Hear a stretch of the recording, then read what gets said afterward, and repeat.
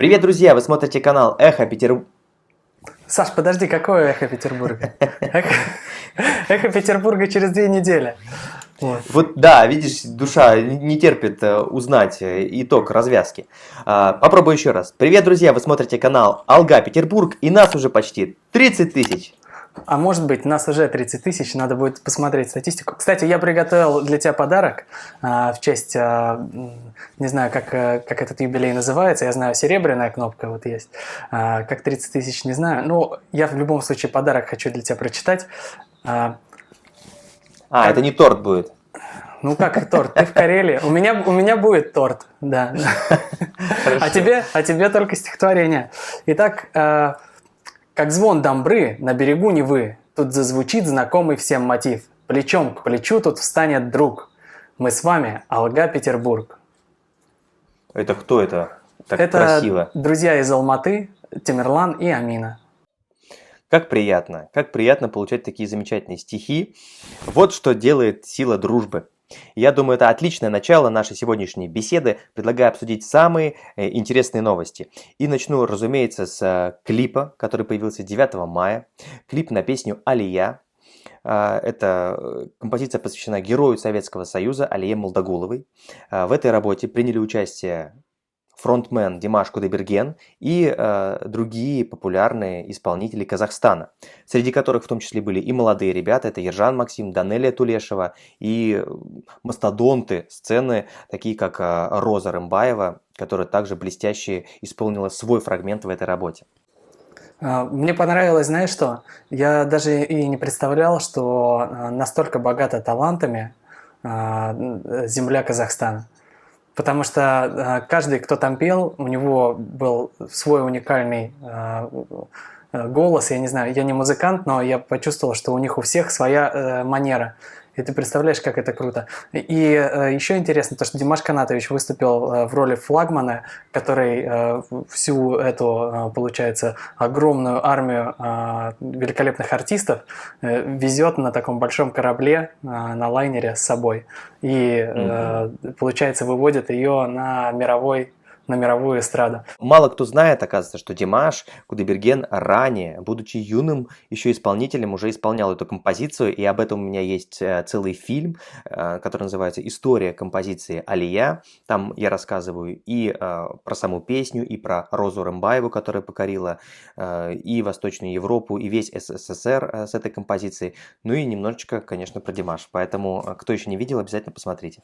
Саша, раз ты рекламируешь, значит, свои передачи снова в эфире, я тебе хочу сказать, что я хочу прорекламировать концерт, который показали 13, получается, мая.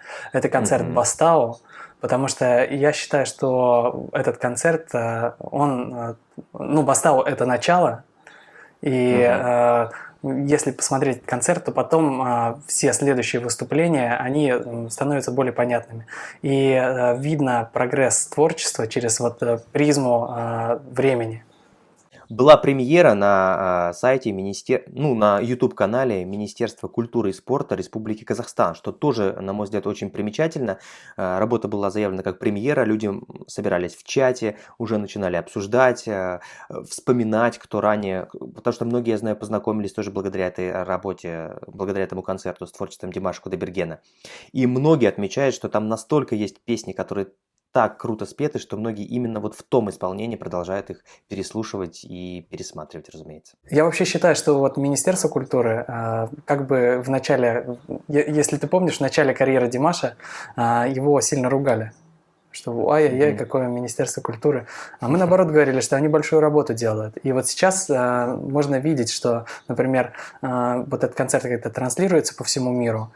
В любой части света, в Австралии, в Америке, в Латинской Америке, в Африке, везде могут посмотреть концерт Бастау. И поэтому Министерству культуры надо сказать большое спасибо за это. Да, и раз уж ты затронул мировой масштаб, хочу сказать, что знал ли ты, что теперь Димаша Кудайбергена можно увидеть и на телевидении Кубы? На Кубе? Да, потому что благодаря фан-клубу Димаша на Кубе удалось организовать небольшую передачу, фрагмент, в которой как раз рассказали об этом замечательном артисте и на всем телевизионном пространстве показали исполнение Димашем композиции «Адажио», которую он исполнил на конкурсе «Сингер» в 2017 году. Слушай, это получается очередная революция произошла, да, на Кубе? Да. Все-таки революционный дух... Культурная. Революционный дух продолжает жить на Кубе.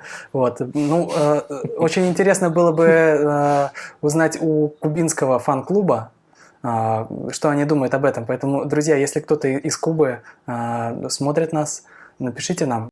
Да, потому что, согласись, Вань, вот сейчас в Ютубе вообще, в интернете тренд идет на реакции. Вот как люди, поклонники, реагируют на творчество Димаша Кудайбергена. И в том числе, вот очень было бы нам интересно посмотреть реакцию, потому что мы очень любим с тобой реакции, все время их пересматриваем, а ты вообще их собираешь в большой передаче под названием «Взгляд». Я даже фанат, я тебе могу сказать, что я даже фанат некоторых реакционеров.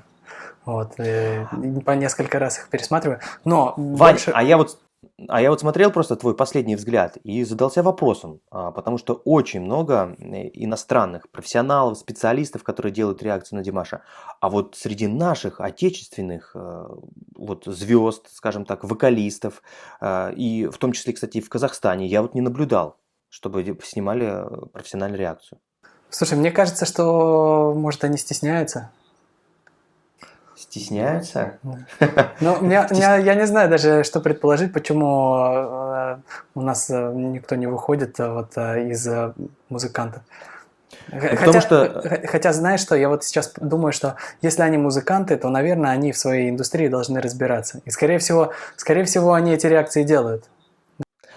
Делаю, да, но не включает камеру, да? Единственное, что да, они делают это где-то в одиночестве, и... Под одеялом. Да, и плачут, плачут и расстраиваются, да.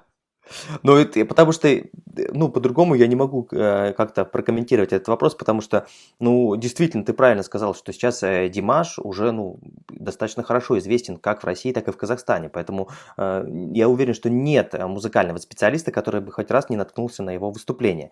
И вот единственный вопрос только, почему они открыто не говорят о том, насколько это круто, насколько это профессионально, насколько это задевает душу и сердце, да, потому что, ну, как раз именно этих реакций ждут обычные люди, ну, глядя в интернет. Саша, ты вообще можешь представить себе, чтобы Киркоров, например, вот что-то такое сказал? Да, я уже вижу, он включает вот видео Димаша с последней песней Your Love, и вот так вот. Опять! Опять! Потому что по-другому, ну, сложно представить, как могла бы выглядеть эта реакция, потому что Димаш настолько превосходит всех, конечно, вокалистов, что я думаю, что для большинства это очень трудно и больно, Вань, делать реакцию, а потом выкладывать ее в интернет. Кстати, вот если говорить про казахстанских реакционеров, я могу сказать, что вот есть вокалисты, которые Димаша Канатовича не признают, открыто об этом заявляют. Например, наш друг Дмитрий Лебедев, который музыкант, вокалист, он делает реакции, и мне очень нравится смотреть, он там объективно и так правильно, грамотно разбирает. Музыкальные термины я вообще не понимаю, но постепенно, когда смотрю его реакции, мне кажется, что я тоже становлюсь музыкальным специалистом.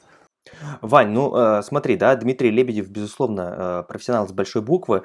Мы, кстати, его очень часто представляем как, несмотря на то, что он уроженец Казахстана, да, но живет он тоже, извини меня, в Америке. Поэтому его можно причислять к Кену Темплину, который открыто также рассказывает о умениях Димаша Кудайбергена. А вот где ребята как раз вот такого же уровня из России, из Казахстана, которые могли бы вот так вот, положа руку на сердце, чисто и откровенно сказать: ребята, я сдаюсь, я устал, я ухожу. Да.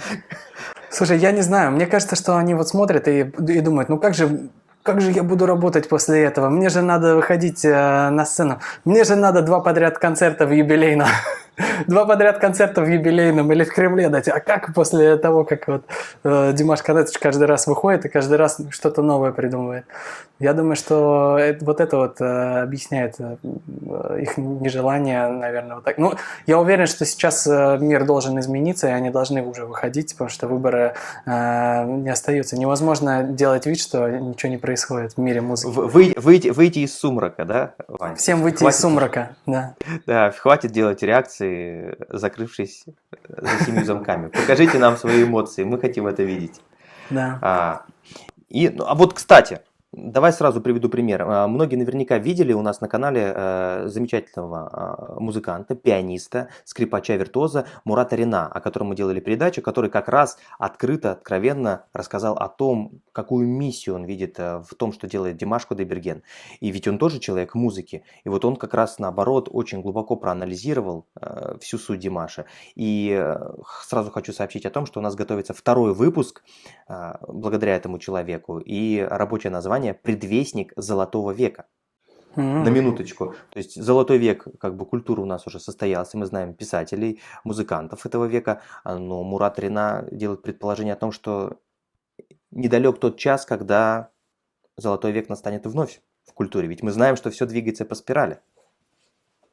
Да. Слушай, а я хочу, знаешь, что сказать? Если ты вот снова рекламируешь свои передачи, я хочу, чтобы наши зрители не забыли посмотреть и ролик с Еленой, это писательница из Италии, вот, которая тоже появилась недавно на нашем канале. Очень интересные мысли она там высказывает. Всем будет интересно посмотреть. Да, я слышал как раз про то, как она отзывается о тех, кто говорит, что когда слушают Димаша, им кажется, что свистит чайник. Да. Ну, да, она в принципе объясняет, что не всем людям дано вот сейчас, на сегодняшний момент, понимать высокую музыку. Кому-то нравится другая музыка. И кому-то тяжело так экстренно перейти с того, что у нас крутится на эстраде, к музыке, которая вот чуть уровнем повыше. Ну, как чуть-чуть, там пропасть. Там небольшая пропасть. Вань, но это говорит только о том, что впереди, значит, у нас еще очень много работы. Есть над чем потрудиться. Ладно, друзья, мы с вами увидимся в следующих передачах. Всем пока. Алга, Петербург. Алга, Димаш. Kızlar faydası şamal dostlarınız olsa hadi!